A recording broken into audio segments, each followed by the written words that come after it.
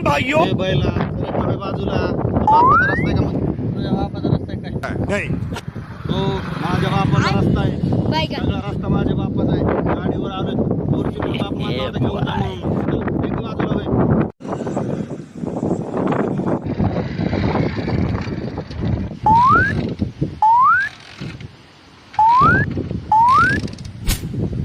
अरे बाबू हे आलो काय बाबा